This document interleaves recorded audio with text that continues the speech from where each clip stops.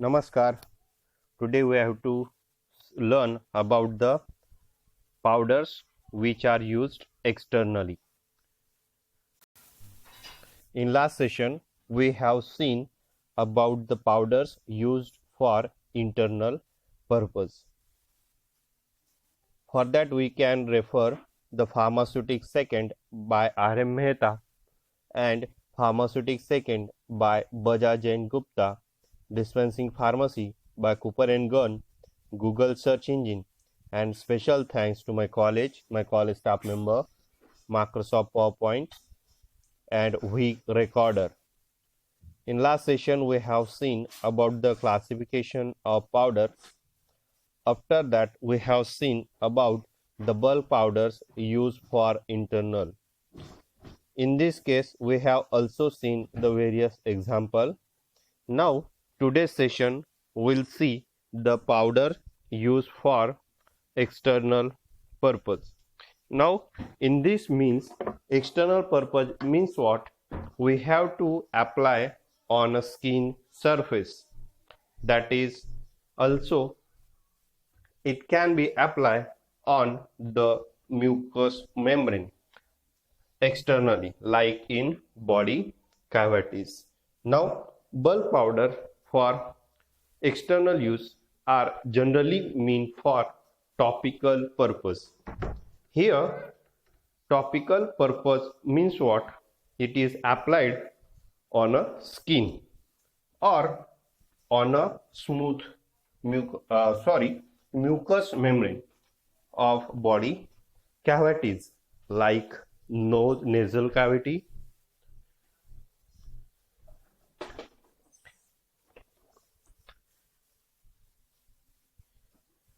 it is preferred for generally non-potent medicaments which are applied as a dusting powder. Now, these powder are generally labeled as for external use only because these powders are applied only by externally on skin or mucous membrane, so that it is important to label that for external use only on the label of the packing. Now, this powder again packed as a bulk dosage form. In that packing, number of doses are packed within the same container. Containers are specially designed for easy application of this powder, like the containers have a sifter which can be opened and the powder can sprinkle or spread over the skin. Or some containers also have the perforated top. Perforated top means what? Cap having a pores. From that pores, particles of the powders are sprayed or sprinkled. That is perforated top. Now, commonly used bulk powders for external purpose. यहाँ पर कौन से powder externally use किए जाते हैं वो अब हम यहाँ पर देखेंगे. Now, in this powders, first one, dusting powder. Dusting powders have the two types. First, medicated dusting powder and second, surgical dusting powder. Third one is the insufflation.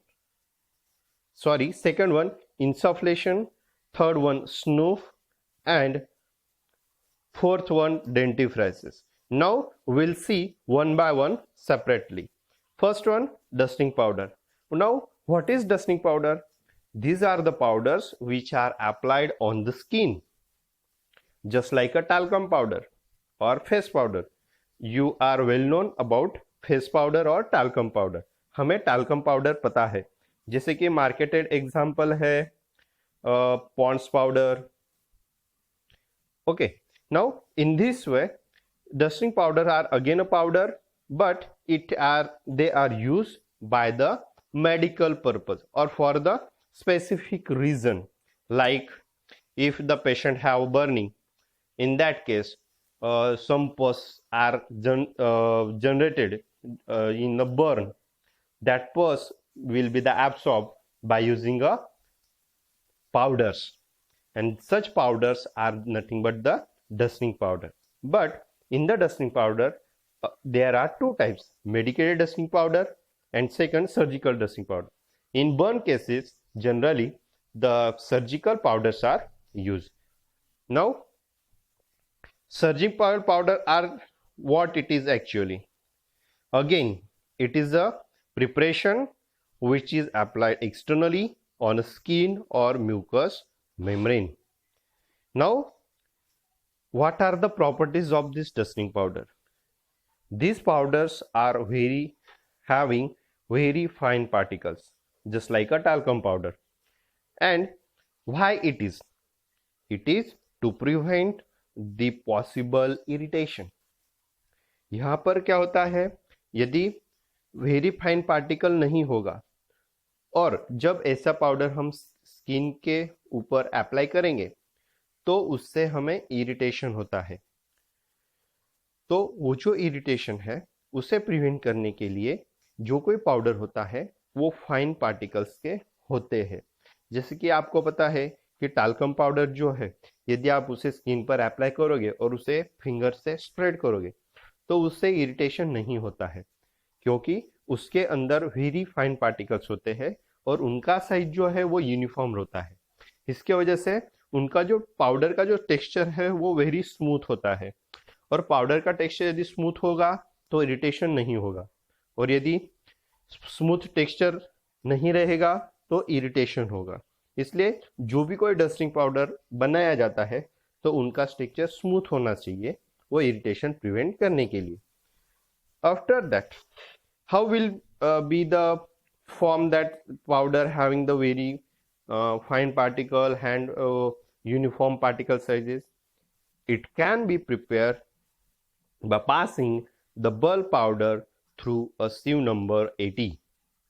अब ऐसे पाउडर बनाने के लिए क्या कर सकते हैं, तो वो जो कोई पाउडर है बनाया हुआ उसे हम क्या करेंगे, सिव नंबर 80 से पास करेंगे. तो सिव नंबर 80 से पास करने के बाद क्या होगा कि वो जो पार्टिकल्स है वो यूनिफॉर्म पार्टिकल्स सब फिल्टर हो जाएंगे. उसके बाद रफ पार्टिकल अलग हो जाए, रिटेन हो जाएगा, अलग हो जाएगा, और 80 नंबर सीव होने की वजह से उसके अंदर से जो कोई पार्टिकल पास होगा वो वेरी फाइन साइज का पार्टिकल रहेगा. तो इस तरह से डस्टिंग पाउडर बनाया जाता है. अब हम क्या करेंगे, डस्टिंग पाउडर के दो टाइप देखेंगे. उसमें से पहला है मेडिकेटेड डस्टिंग पाउडर.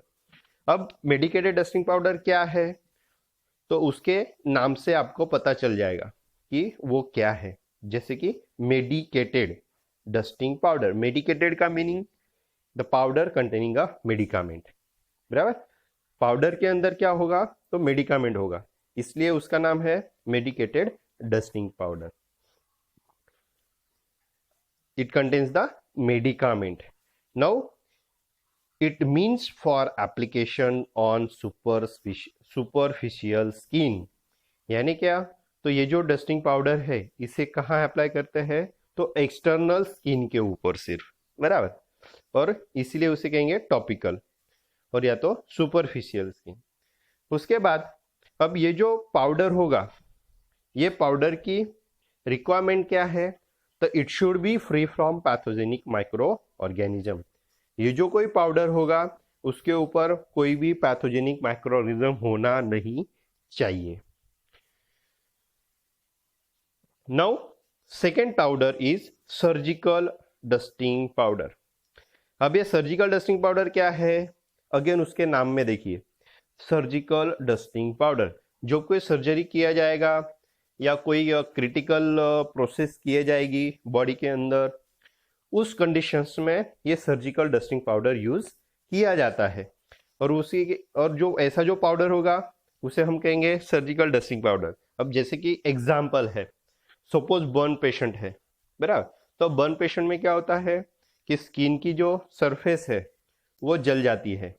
यानी क्या कि बॉडी जो है वो एनवायरनमेंट को एक्सपोज हो जाती है, जो आउटर प्रोटेक्टिंग कवर जो है वो जल गया है, तो उस वक्त क्या होगा, तो वहां पे वुंड जो है वो बड़ा रहेगा और वहां पे फिर पस फॉर्मेशन होगा।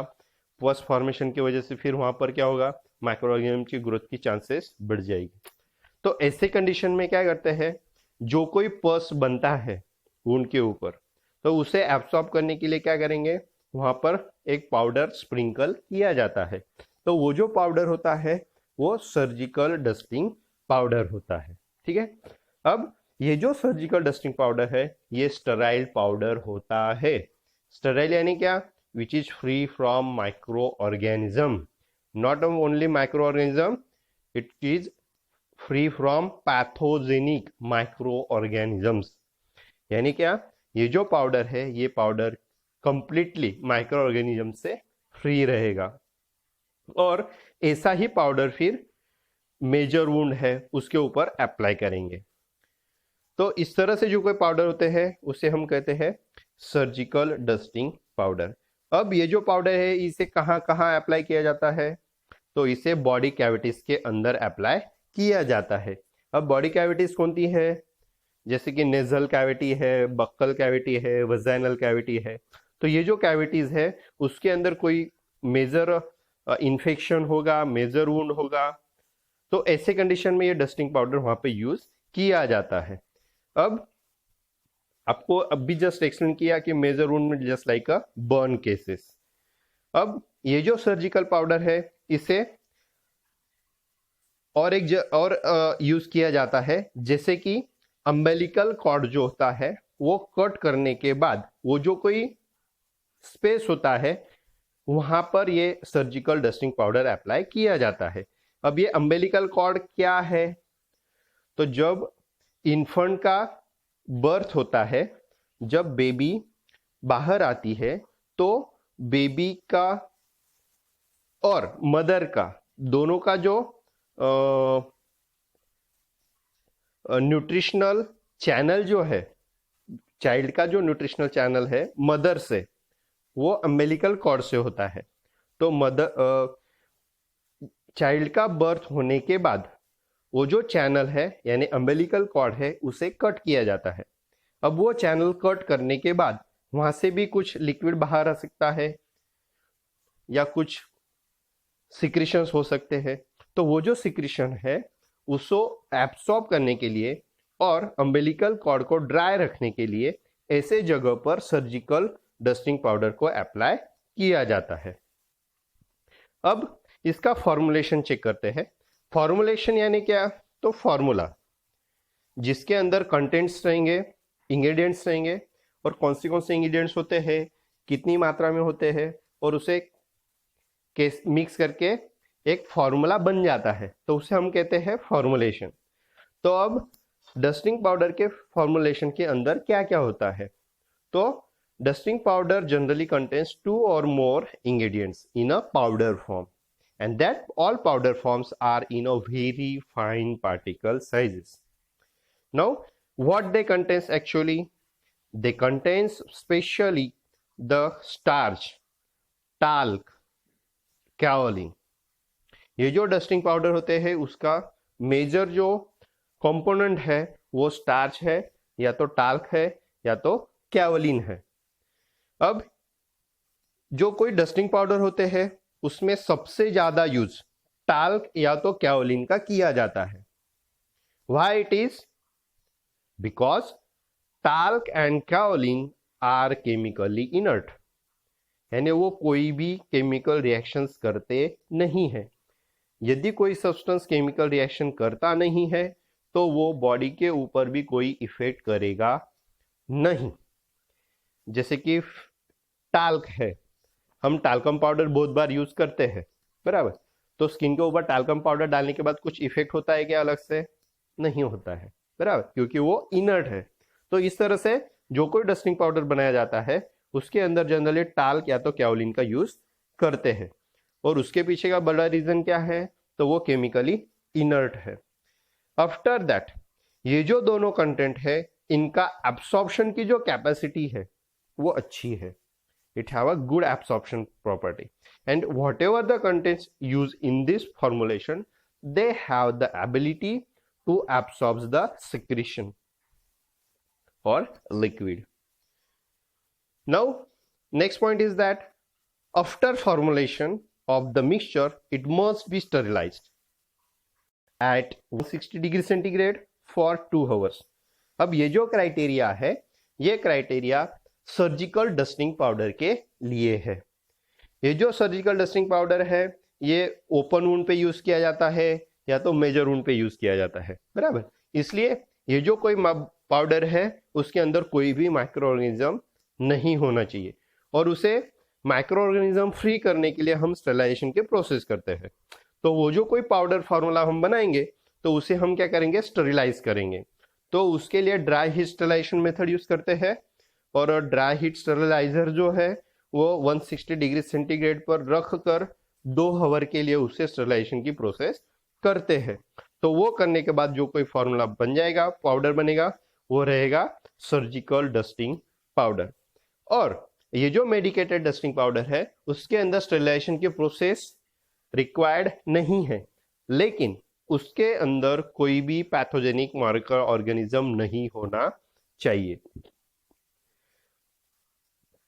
और whatever the surgical powder we have prepared, it should be the sterilized. Okay. After that container. अब ये जो पाउडर्स है इनके लिए कंटेनर्स कौन से यूज करते हैं, मैंने अभी लास्ट में ही आपको बताया कि कंटेनर्स इसके अंदर जनरली प्लास्टिक कंटेनर यूज किए जाते हैं, ग्लास के कंटेनर जनरली यूज इसमें नहीं होता है, ठीक है।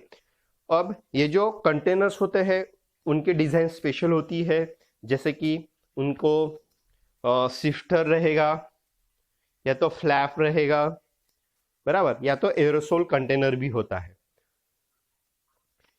It is dispensed in sifter top container and aerosol container for easy application. अभी जस्ट अपने डिस्कस किया कि इनका जो कंटेनर होता है उसका जो कैप है वो कैप स्पेशल डिजाइन रहता है, और वो जो कैप है उसे सिफ्टर रहता है, सिफ्टर टॉप उसे हम कहते हैं सिफ्टर टॉप, यानी क्या, तो उसे होल्स रहते हैं, उसका जो कैप होता है उससे क्या रहेगा, होल्स रहेगा।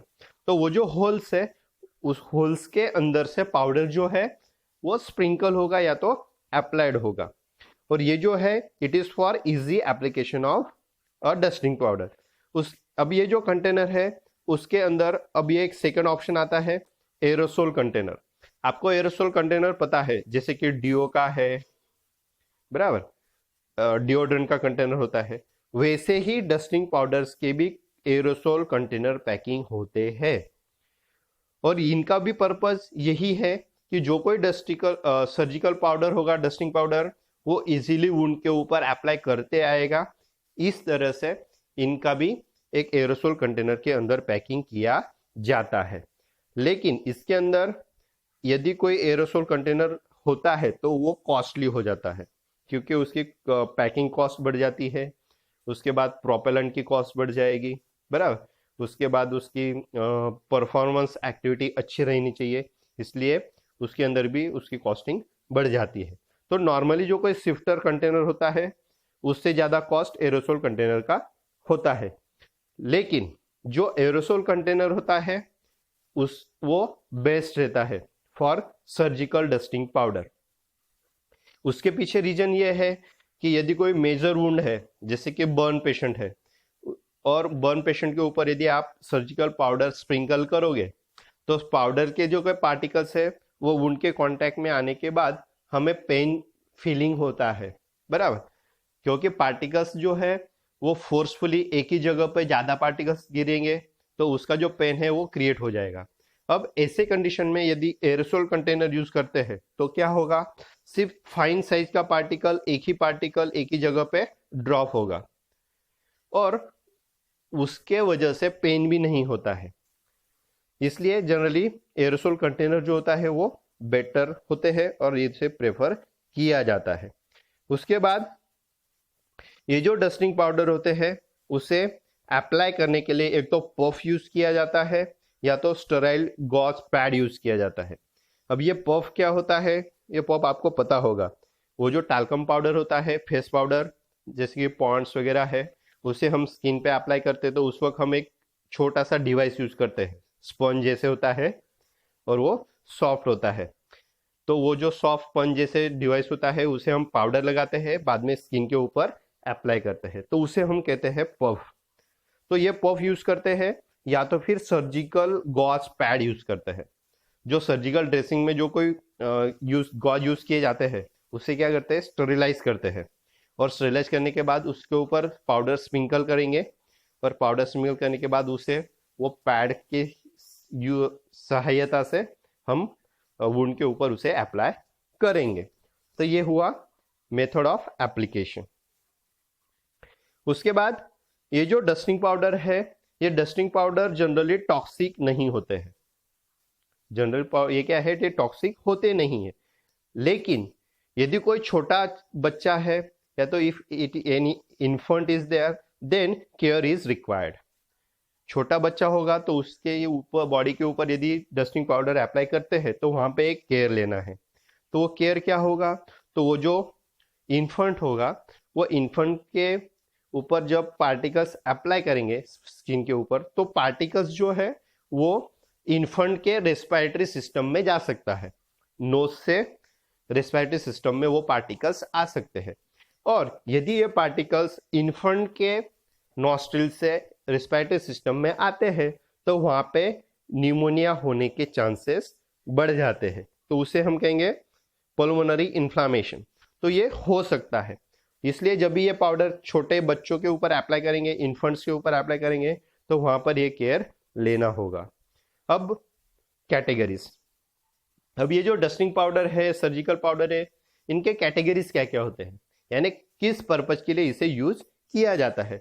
तो ये जो डस्टिंग पाउडर है इनका जनरली पर्पस क्या होता है, एंटीसेप्टिक पर्पज। देखो जब भी कोई हमें कोई जख्म होती है, कुछ लग जाता है, ओपन स्किन हो जाती है, तो उस कंडीशन में हम भी पाउडर अप्लाई करते हैं, बराबर। तो वो जो पाउडर होता है वो एंटीसेप्टिक होता है, जो माइक्रोऑर्गेनिज्म की पॉसिबल ग्रोथ है उसे वो प्रिवेंट करता है। उसके बाद सेकेंड एस्ट्रिंजेंट, वो क्या करता है, प्रेसिपिटेशन करके स्किन के ऊपर एक प्रोटेक्टिव लेयर बना देता है, जिसकी वजह से वुंड हीलिंग भी इजी हो जाती है और एनवायरमेंट से उसे प्रोटेक्शन मिलता है, वो हो गया एस्ट्रिंजेंट। उसके बाद absorbent, absorbent itself it is also absorbent, it absorbs the secretions from the skin or wound just like a pus। Wound के ऊपर पस यदि आ जाता है तो वो जो पस है उसे एब्सॉर्ब करने के लिए ये डस्टिंग पाउडर यूज किया जाता है। उसके बाद एंटी पर्सविरेंट डिओटाल्क आते हैं, वो जो डिओटाल्क है वो एंटी पर्सविरेंट होते हैं। उसके बाद एंटी प्लूराइटिक, ये जो पाउडर है ये अप्लाई करने के बाद इचिंग नहीं होता है। जैसे कि समर में जनरली ये पाउडर हम यूज करते हैं, जैसे कि नवरत्न पाउडर है मार्केटेड एग्जांपल, ठंडा ठंडा कूल कूल, बराबर। तो वो जो पाउडर है वो क्या है, एंटी प्लूराइटिक पाउडर है। वो जो आप स्किन के ऊपर अप्लाई करोगे तो जो कोई इचिंग होती है वो उससे प्रिवेंट होगी, ठीक है। तो ये हो गए उसके कैटेगरीज। तो कैटेगरीज क्या है, antiseptic, astringent, absorbent, antiperspirant and anti-pruritic. Now we'll see the example. After example, you can see that we have written Rx. What is the meaning of Rx? We have seen already. Okay. Now we'll see the formula. Purified talc sterilized 50 ग्राम। इसमें क्या क्या है, तो purified talc है वो भी sterilise है, और कितना है 50 ग्राम। उसके बाद starch powder 25 gram, zinc oxide powder 20 gram, salicylic acid in a powder form 5 ग्राम। और ये जो चारों इंग्रेडिएंट्स है उसका यूज करके हमें क्या बनाना है, तो पाउडर बनाना है, make a powder. Now direction क्या है, तो it should B applied on affected part 2 or 3 times a day. दिन में 2 या 3 बार उसे अफेक्टेड पार्ट में यूज करना है, ये हुआ उसका डायरेक्शन। उसके बाद मेथड ऑफ प्रिपरेशन। अब ये जो पाउडर हम मेथड ऑफ प्रिपरेशन कैसे करेंगे, अब हमें लास्ट सेशन में एग्जाम्पल जो लिया था उसके अंदर हमने ये बताया था कि इसे कैसे बनाना है, बराबर। एक तो ज्योमेट्रिक डायलूशन मेथड से बनाएंगे, या तो सिंपली जिसका क्वांटिटी कम है, जैसे कि इसके अंदर सैलिसिलिक एसिड का क्वांटिटी है 5 ग्राम, उसे पहले मॉर्टर में लेंगे। उसके बाद जिंक ऑक्साइड पाउडर 20 ग्राम डालेंगे, उसके बाद दोनों को मिक्स कर देंगे, मिक्स करने के बाद फिर स्टार्च डालेंगे और स्टार्च डालने के बाद लास्टली प्यूरिफाइड टाल डालेंगे। इस तरह से मिक्स करके ये पाउडर फॉर्मुलेशन बनाएंगे और वाइड माउथ कंटेनर में इसे लेबल करके डिस्पेंस करेंगे। Now second example of bulk powder for external use is a insufflation। अब ये जो insufflation है ये क्या है? Again insufflation it is nothing but the medicated dusting powder। insufflation जो है वो भी क्या है? medicated dusting powder है। लेकिन ये जो insufflations होते हैं इसे स्पेशली बॉडी कैविटीज के लिए बनाया जाता है। अब बॉडी कैविटीज कौन सी है वो आपको पहले बताया था, जैसे कि nasal cavity, throat cavity, buccal cavity और वजाइनल कैविटी।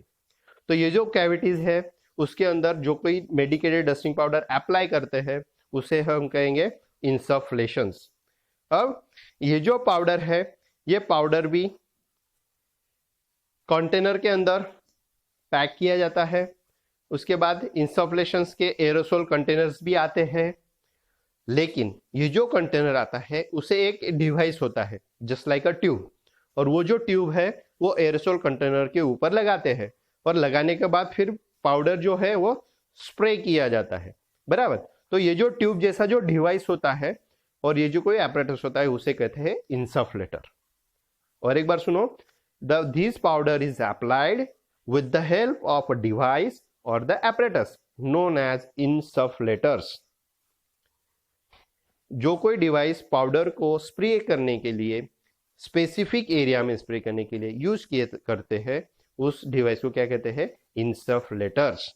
अब आपने एरोसोल कंटेनर्स देखे हैं, तो एरोसोल कंटेनर के ऊपर एक लॉन्ग ट्यूब जैसे भी आता है तो उसे क्या कहते हैं? इंसफ्लेटर कहते हैं, बराबर। जैसे कि नेजल एरोसोल देखे हैं, नेजल एरोसोल जो होता है उसके ऊपर एक लंबी ट्यूब आती है और लंबी ट्यूब के अंदर एक छोटा सा होल होता है। जब वो कैप हम प्रेस करते हैं तब वो जो लंबी ट्यूब है उसके अंदर से स्प्रे होता है, बराबर। तो वो जो लंबी ट्यूब है वो लंबी ट्यूब को कहेंगे इंसफ्लेटर्स, बराबर। ये आपको जस्ट एग्जांपल बताया समझने के लिए। यहाँ पे लिक्विड स्प्रे हो रहा है, वैसे ही पाउडर भी स्प्रे होता है। नाउ ये जो इंसफ्लेशन होता है इसके अंदर एक डिफिकल्टी आती है और वो है कि डोज क्वांटिटी की एक्यूरेसी। इसके अंदर डोज की क्वांटिटी जो है वो कम ज़्यादा हो सकती है, या तो अप्लाई करते वक्त कम ज़्यादा होने की पॉसिबिलिटी होती है। उसके बाद इसके अंदर सेकंड पॉसिबिलिटी है कि जो कोई पाउडर है यदि वो मॉइस्ट हो गया तो ऑरिफिस को वो क्या करेगा? ब्लॉक करेगा। तो ऑरिफिस को ब्लॉक करने के बाद पाउडर जो है वो स्प्रे नहीं होगा ठीक से, बराबर। तो ये एक डिफिकल्टी ये इंसफ्लेशन के पैकिंग के अंदर आती है। उसके बाद ये जो इंसफ्लेशंस होते हैं इसके पाउडर भी वेरी फाइन होते हैं, जैसे डस्टिंग पाउडर के होते हैं। आफ्टर दैट इंसफ्लेशन के लिए एरोसोल कंटेनर भी यूज किया जाता है, और एरोसोल कंटेनर कब प्रेफर करते हैं? जब कोई पोटेंट ड्रग का पैकिंग किया जाता है। उसके बाद ये जो इंसफ्लेशंस है इसका एडवांटेजेस क्या है? तो इसका पहला एडवांटेज क्या है? It is easy to apply at affected part. ये उसका पहला एडवांटेज, जो कोई अफेक्टेड पार्ट है वहां पे डायरेक्टली अप्लाई कर सकते हैं। ये फर्स्ट पॉइंट। सेकेंड, यदि कोई पोटेंट ड्रग पैक किया है तो ये जो एरोसोल कंटेनर है उसके अंदर मीटर डोज वॉल यूज किया जाता है, और उसके वजह से डोज की जो क्वांटिटी है वो एक्यूरेसी तक एडजस्ट किया जाता है और डोज क्वांटिटी इजीली स्प्रे होती है। उसका अगला वाला एडवांटेज है कि it gives a protection to the medicament against environment. जो कोई मेडिकामेंट एरोसोल कंटेनर के अंदर पैक किया है वो उसका कांटेक्ट एनवायरमेंट के साथ नहीं आएगा, बराबर। तो मेडिकामेंट जो है वो सेफ रहेगा और प्रोटेक्टेड रहेगा। उसके बाद कैटेगरीज, जैसे हमने मेडिकेटेड डस्टिंग पाउडर की कैटेगरीज देखी, एंटीसेप्टिक होता है, वो एब्सॉर्बेंट होता है, उस तरह से इंसफ्लेशन के अंदर भी कैटेगरी है, वो लगभग वही है। उसके साथ एंटीसेप्टिक है, एंटीबायोटिक भी है, बराबर। तो ऐसे दो कैटेगरी उसके अंदर एडिशनल है। अब हम अगला वाला देखेंगे, स्नूफ। स्नूफ तो सबको पता है, बराबर, जिसे हम मराठी में कहते हैं तपकीर। Okay, it is again a bulk powder which is use externally either on teeth or it is inhaled into the nostrils. Okay, now this snoof, it is also a medicated powder that contains a medicament which is prepared from tobacco. Okay, snoof, it is prepared from tobacco. Now this snoof is generally inhaled into the nostril or it is applied over the teeth. इसे nostril के अंदर inhale किया जाता है या तो teeth के ऊपर अप्लाई करते हैं। अब ये जो snoof है उसके कैटेगरीज क्या क्या है? तो एक एंटीसेप्टिक है, वो माइक्रोऑर्गेनिज्म की ग्रोथ को प्रिवेंट करता है। सेकंड, वो ब्रोंकोडायलेटर है, और तीसरा वो डीकंजेस्टेंट है। तो ये तीनों कैटेगरी होने की वजह से इसे नॉस्ट्रिल्स में इनहेल भी किया जाता है। ओके, तो समझ में आ गया स्नूफ क्या है? तो it is a finally divided solid dosage form of medicament that inhaled in nostril for antiseptic, bronchodilator and decongestant effect. Now it is prepared from tobacco. Now its packing. You know the packing of snus? Generally snuff की जो packing है ये सबने देखी होगी, सबको पता भी होगी, बराबर। तो ये जो है ये जनरली मेटल कंटेनर में पैक किया जाता है। अगला वाला है डेंटिफ्रेसिस फॉर टूथ और टूथ पाउडर। टूथ पाउडर पता है, टूथ पाउडर को ही हम कहते हैं डेंटिफ्रेसिस। और simply what is dentifrices? These are the very fine solid dosage form of powder which is applied on the teeth with the help of brush or finger. उसे कहते हैं डेंटिफ्रेसिस और हम सिंपल वर्ड्स में कहते हैं tooth powder. अब ये जो टूथ पाउडर होता है ये सबको पता है। मार्केटेड एग्जाम्पल बहुत सारे हैं, जैसे कि कोलगेट का व्हाइट पाउडर आता है, उसके बाद डाबर का रेड पाउडर आता है, वैसे ही ब्लैक कलर का पाउडर आता है, बराबर, हर्बल पाउडर्स आते हैं। तो ये जो है ये सब डेंटिफ्रेसिस है। अब डेंटिफ्रेसिस के अंदर कंटेंट्स क्या क्या होते हैं? तो डेंटिफ्रेसिस के अंदर कंटेंट क्या होता है? पहला होता है एब्रेसिव एजेंट। एब्रेसिव एजेंट क्या होते हैं? तो वो टीथ को शाइनिंग देते हैं, उसे कहेंगे एब्रेसिव। सेकेंड वन, डिटर्जेंट और सॉफ्ट सोप। डिटर्जेंट यानी क्या? आपको पता होगा कोई पाउडर हम अप्लाई करते हैं, जस्ट लाइक कोलगेट का पाउडर है मार्केटेड, उसे आप जब अप्लाई करोगे तो मुंह के अंदर फोम बनता है, बराबर। तो वो फोम किसकी वजह से बनता है? तो वो डिटर्जेंट की वजह से बनता है। तो ये जो डेंटिफ्रेसिस है, कुछ डेंटिफ्रेसिस के अंदर हम सॉफ्ट सोप यूज करते हैं या तो डिटर्जेंट यूज किए जाते हैं, ठीक है। उसके बाद इट हैव द फ्लेवर, उसके अंदर फ्लेवर ऐड किया जाता है। उसके बाद स्वीटनर, ऐसे इंग्रेडिएंट्स डेंटिफ्रेसिस के अंदर ऐड किए जाते हैं। अब एब्रेसिव्स के कुछ एग्जांपल्स हैं, जैसे कि calcium sulphate, magnesium carbonate and sodium chloride in fine powder form. ये जो है ये कुछ एब्रेसिव एजेंट के एग्जांपल्स है जो टीथ के पॉलिशिंग के लिए यूज किया जाता है। Now one important thing is here, strong abrasives should not be used.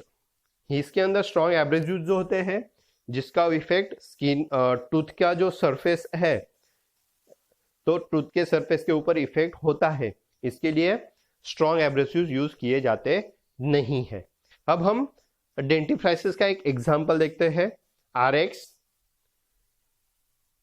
Hard soap in a fine powder form 50 gram, precipitated calcium carbonate 935 gram, saccharin sodium 2 gram, peppermint oil 4 ml, cinnamon oil 2 ml, methyl salicylate 8 ml,